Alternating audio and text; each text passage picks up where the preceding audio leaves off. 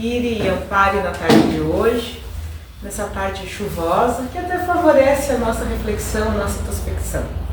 Então, o tema da tarde de hoje é a lei de justiça, amor e caridade, contido, então, na terceira parte do nosso livro dos Espíritos.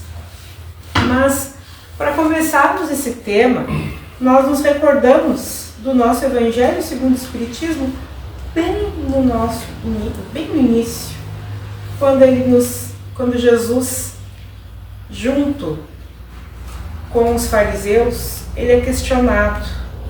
E ele diz assim, lá em Mateus 5,17: Não penseis que eu tenha vindo destruir a lei ou os profetas. Não os vim destruir, mas cumpri-las. Porquanto em verdade vos digo que o céu e a terra não passarão, sem que tudo o que se acha na lei esteja perfeitamente cumprido, enquanto reste um único jota e um único ponto. Nós espíritas estudamos que Jesus não estava preocupado exatamente com as leis civis que Moisés estabelecia naquele tempo. Moisés tinha recebido no alto do Monte Tabor a lição dos 10 mandamentos, que em essência são cumpridos por todas as nações, por todos os povos. São leis que todos nós, em essência, praticamos, ou nos esforçamos para praticá-las. Essas leis são eternas e divinas. Compromissos com essas leis Jesus trazia. Mas nós sabemos que a lei humana, ela precisa aos poucos ser alterada e modificada. Porque o homem ainda não consegue agir por única e exclusivamente pureza de intenções, elevação de pensamentos. Muitas vezes as nossas paixões fazem com que as nossas leis sejam equivocadas. As nossas paixões, os nossos interesses pessoais fazem com que muitas vezes nos percamos no que se diz respeito à justiça.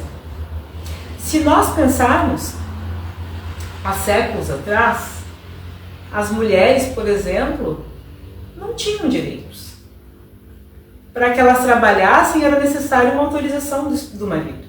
Para que elas viajassem era necessário uma autorização do marido. E as leis, com o tempo, foram sendo modificadas. Nós sabemos que há 150 anos, aqui no nosso país, a escravidão, por exemplo, era algo totalmente aceitável. Ninguém questionava esse tipo de lei. As pessoas achavam normal frequentar a missa e ter seus escravos. Hoje, a todos nós repugnam essa ideia. De vez em quando ainda vemos pessoas que agem contra a lei, que mantêm empregados em trabalhos análogos à escravidão, e isso é um escândalo, gera uma repercussão, porque nós sabemos o quanto isso é ilegal e imoral. E quando se refere, então, à justiça, Kardec pergunta a espiritualidade. Lá, então, como nós já falamos, a terceira parte do nosso Livro dos Espíritos, no capítulo 11, Kardec pergunta: o sentimento da justiça está na natureza ou resulta das ideias adquiridas? E os espíritos respondem: está de tal modo na natureza que vos revolta a simples ideia de uma injustiça. Então, meus irmãos, hoje nós sabemos que a injustiça nos causa repugnância, porque ela já faz parte da lei de Deus. Ela é algo natural em todos os homens. É fora de dúvida que o progresso moral desenvolve esse sentimento, mas não o dá. Deus pôs no coração do homem, daí vem frequentemente, em homens simples e incultos, se vos deparam noções mais exatas de justiça do que nos que possuem grande cabedal de saber. Então, fica muito claro que a lei de justiça está na nossa consciência. Nós intimamente sabemos o que é certo e o que é errado. E muitas vezes, pela nossa cultura, nós podemos acabar desejando distorcer a lei.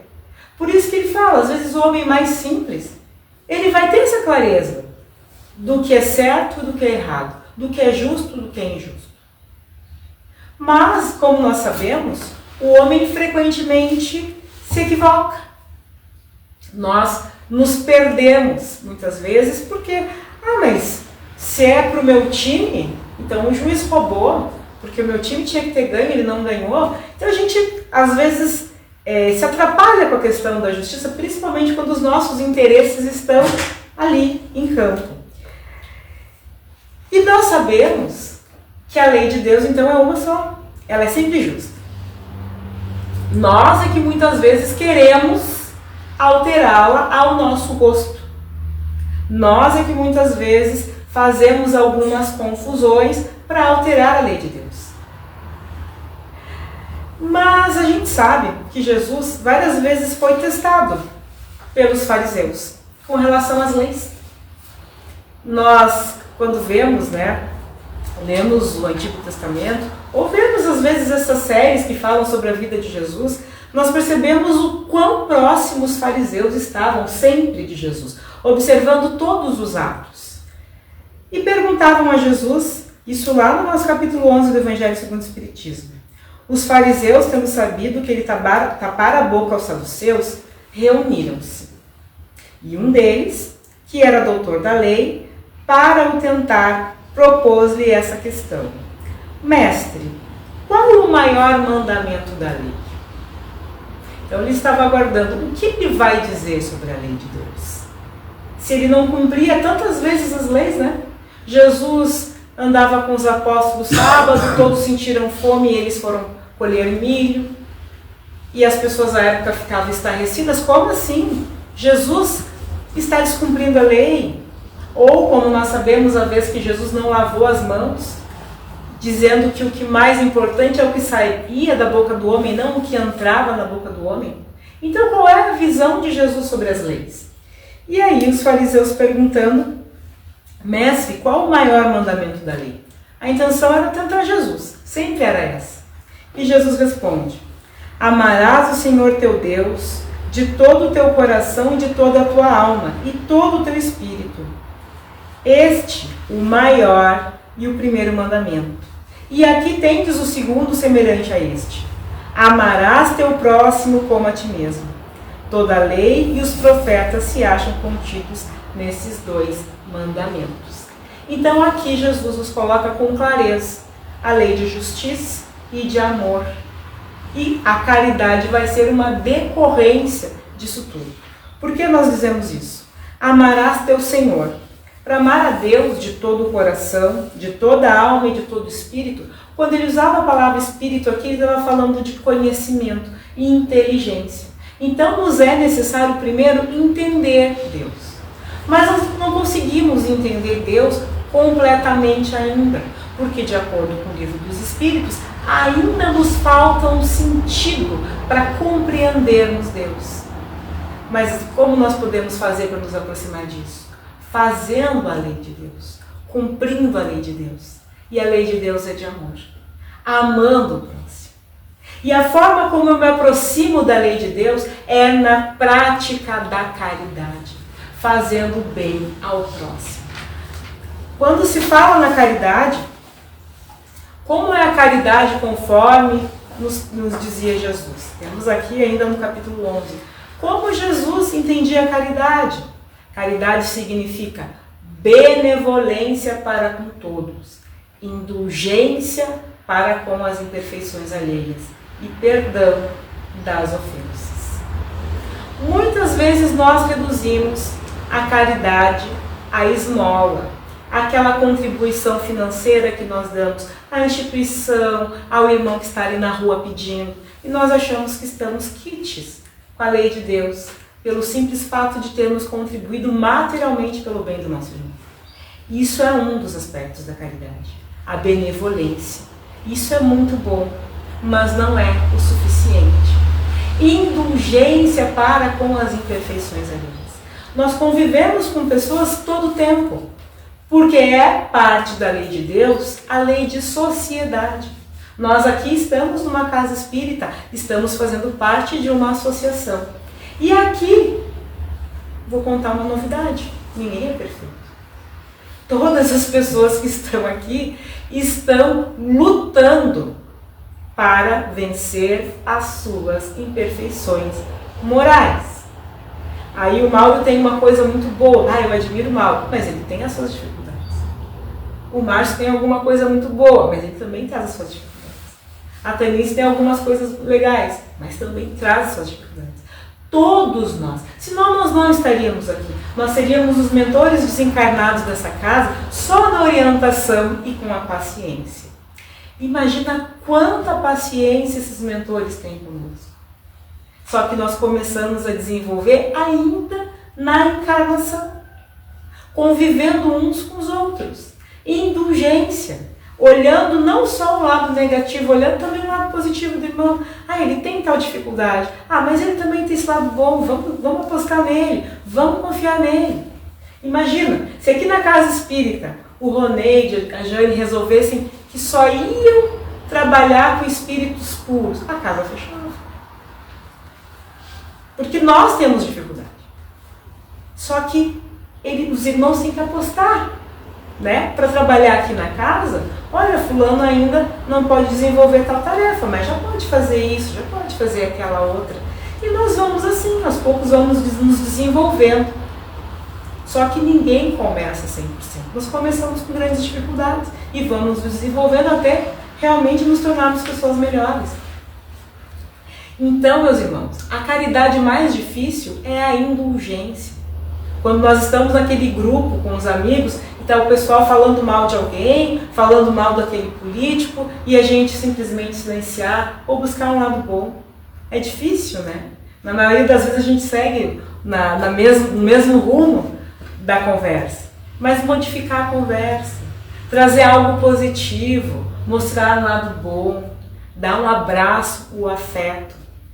E a parte mais difícil da prática da caridade é o perdão. O perdão das ofensas. Porque nós ainda nos ofendemos. Nós nos esquecemos que o irmão que faz alguma coisa contra nós, na verdade está fazendo contra si próprio. Agora está na moda, as pessoas dizem, né? O que ele fala é sobre ele, não sobre mim. Isso é uma verdade. Porque as pessoas, se elas têm que abrir a boca para fazer só comentários negativos, ela está falando de si própria. Está falando das dificuldades que ela mesma tem. Né? A gente às vezes acha engraçado, às vezes tem pessoas que a gente convive que só conseguem ver os aspectos negativos das coisas. Não conseguem nada dizer de positivo, tem que fazer esforço para falar alguma coisa boa, porque só conseguem ver a vida pelo aspecto negativo. Só que nós precisamos aprender a conviver com indulgência e perdoar algumas vezes quando algumas falas, algumas omissões nos atingem. Porque às vezes nós nos sentimos feridos. Muitas vezes dentro do lar, porque na nossa pequena sociedade doméstica, infelizmente, estamos unidos nem sempre por amor. Algumas vezes nos unimos porque os laços que temos são de desavença e nós precisamos nos unir para superar essas dificuldades. Algumas vezes é no ambiente profissional. Nós somos obrigados, porque precisamos, né, dar conta do pagamento honrar nossos compromissos terrenos, ou como a gente diz vulgarmente, pagar os nossos boletos. Então nós precisamos trabalhar e às vezes a gente retorna para aquele ambiente e tem algo de hostil, um companheiro difícil que nós precisamos perdoar. Meus amigos, é tão mais difícil do que doar um valorzinho financeiro, um pix para alguém. Como é mais difícil? Mas faz parte da lei. Amar a Deus sobre todas as coisas e ao teu próximo. Próximo é aquele que está do lado, como a ti mesmo. E o auto-amor, que às vezes nós não trabalhamos. Meus amigos, nós precisamos nos amar. Porque quando nós somos muito exigentes conosco, nós os somos com os outros. Se eu me exijo muito, se eu me cobro muito, eu vou cobrar dos outros. Agora, se eu sei que eu sou um ser com virtudes e com defeitos, eu consigo ter mais tolerância com o próximo. Mas eu preciso me aceitar como eu sou. Não criar uma fantasia, uma ilusão de que eu sou alguém melhor do que eu realmente sou. É uma ilusão. Aí começa a me faltar a humildade, né? Que é a base de tudo. Nós precisamos, acima de qualquer coisa, a humildade. Para entender que nós somos, sim, filhos de Deus, espíritos em evolução, que já trazemos algumas qualidades, mas que ainda temos dificuldades. E vamos nos acolher assim, não com preguiça. Aquela, como diziam antigamente, agora nem está mais na moda, né, que é muito antigo, a síndrome de Gabriela, eu nasci assim, eu cresci assim, você sempre assim. Isso não nos cabe mais, porque nós somos espíritas.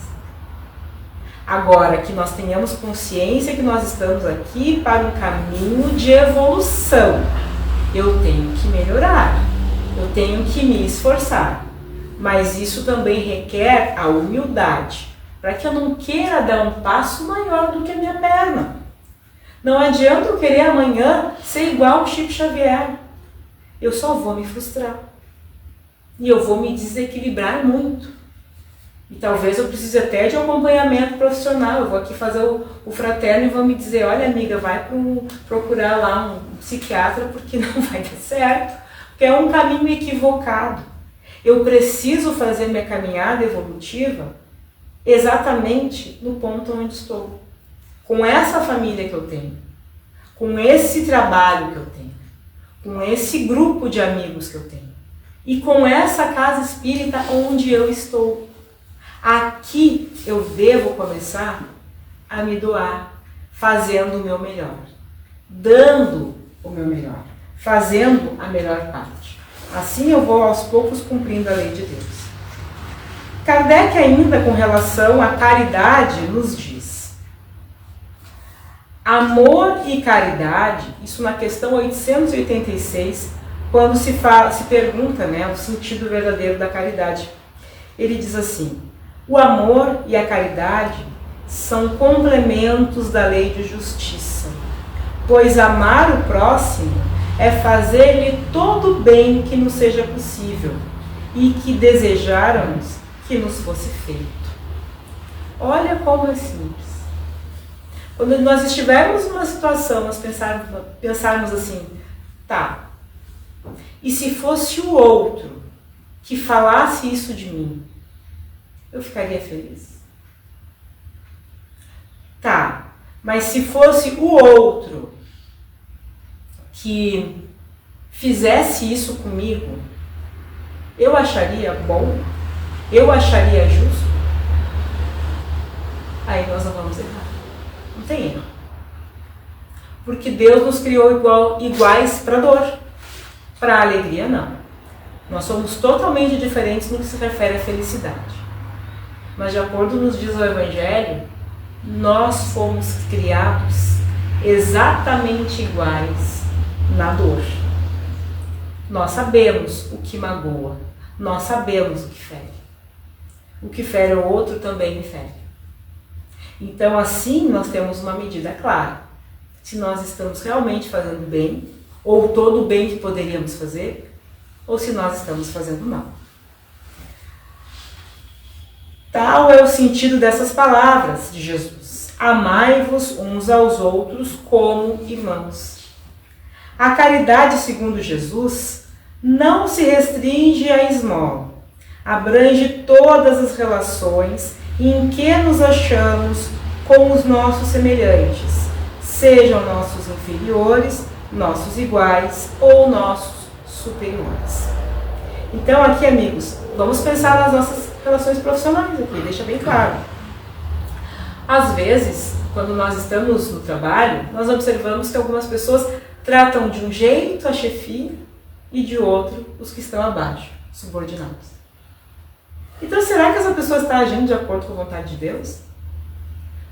Será que não se deu conta que trata mal aquele que executa a limpeza lá no escritório, em qualquer lugar, não cumprimenta lá o porteiro, não cumprimenta a pessoa responsável pela higiene, responsável pela cozinha, não trata bem essas pessoas, mas é um doce com os superiores?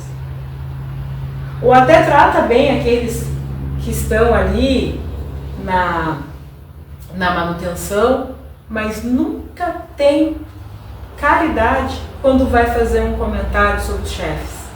Ah, mas aqueles lá sempre nos oprimiram. Então, a gente precisa ponderar. Nós precisamos nos colocar no lugar do outro.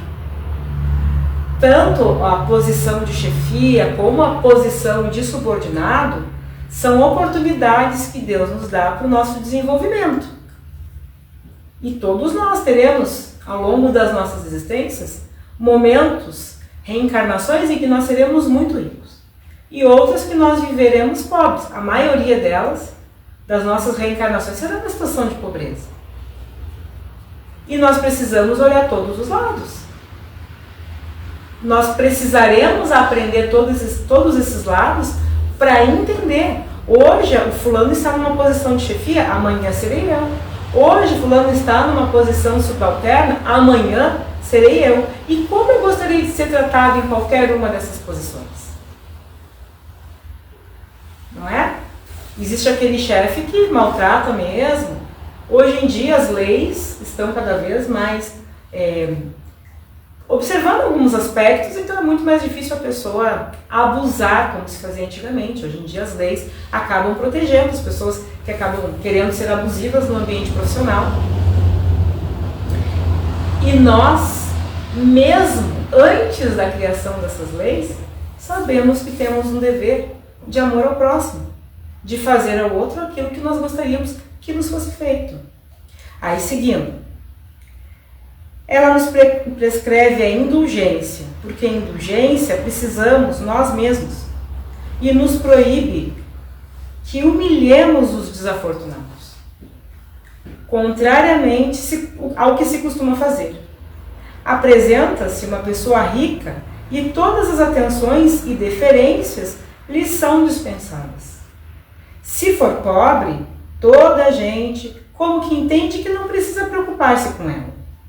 No entanto, quanto mais lastimosa, mais penosa seja a sua posição, tanto maior cuidado devemos pôr em não aumentarmos o infortúnio pela humilhação. Então aqui é bem claro, nós não podemos humilhar ainda mais as pessoas que já não têm recurso, que não têm condições. Não nos compete. Nos compete ajudar a reerguer as pessoas que estão em dificuldade. O homem verdadeiramente bom, procura elevar-se aos seus próprios olhos aquele que lhe é inferior, diminuindo a distância que o separa. Então Kardec deixa aqui muito claro que é nosso dever amparar o fraco, ao invés de ainda piorar-lhe a situação. E isso está ligado à caridade. Então, meus amigos, a lei de Jesus é uma lei muito clara. Jesus veio nos mostrar a importância do cumprimento da lei de Deus.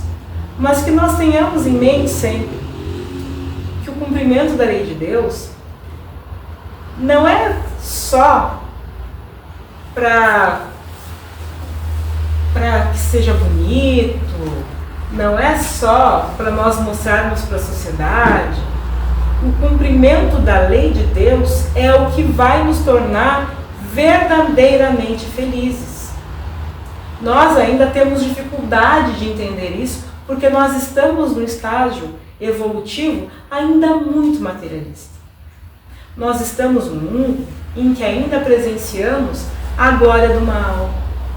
Nós estamos num mundo onde as pessoas que têm muitas condições, ao invés de auxiliar o fraco, ostentam.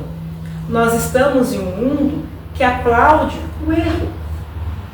Então, muitas vezes, nós podemos nos iludir, achando que não vale a pena ser bom, ser honesto, ser justo. Muitas vezes achamos que o importante é o ter.